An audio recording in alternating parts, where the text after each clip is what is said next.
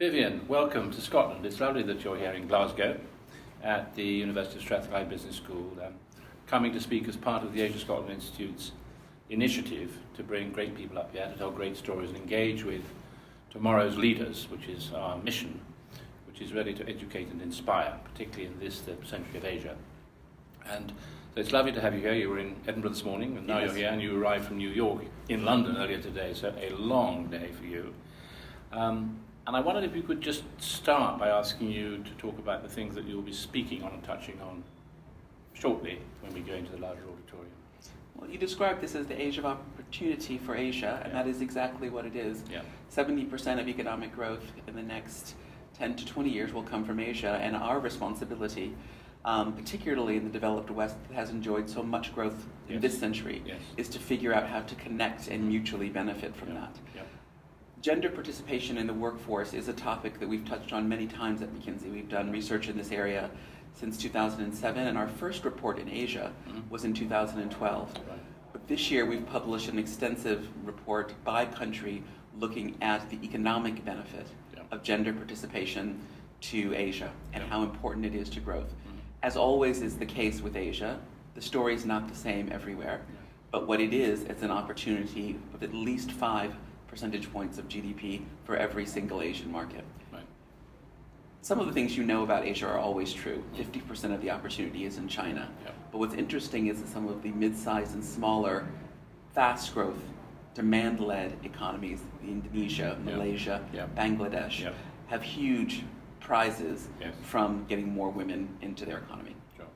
We are thrilled with our relationship, growing relationship with McKinsey. As we both know, Don Bart was up here twice, actually, over the past 3 years, and Kevin's coming in the new year to speak. And one of the really sort of important, I suppose, messages that young people like to hear is why they should go to Asia, what their advice is to how they develop their career.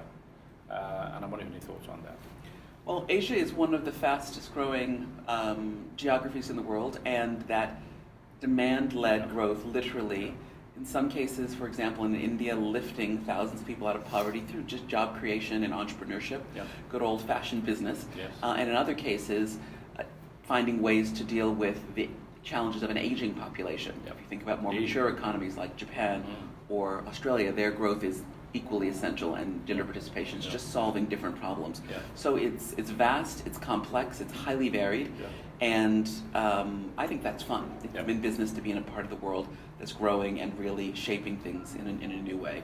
With technology, it also means it's global.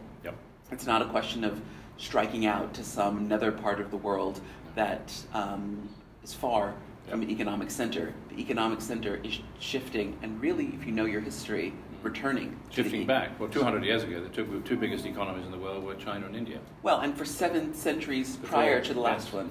So it really is the returning to the normal, and being able to participate in that as a young person, particularly with a technology background, I just think is super exciting. Both Dom and Kevin have lived and worked in Asia. Kevin twice, once as a project manager and then again as the head of Asia for us, and Dom did the majority of his career in Asia. My family spent about 7 years. Because your father was in the army, wasn't he? In the military? Yes, he was in the Air Force. He was in the Air Force. And we spent about 6 years living between Japan, Philippines, Thailand, and Taiwan.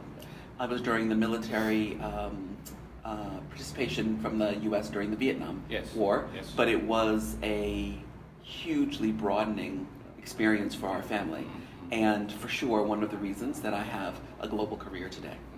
Well, a lot of people are waiting to meet with you, and they'll be excited by what they hear, and I'm sure they're going to put a lot of interesting questions to you, and so thank you again so much for being up here with us in Scotland today. It's a pleasure. It's important, Roddy, and it's our pleasure to be here.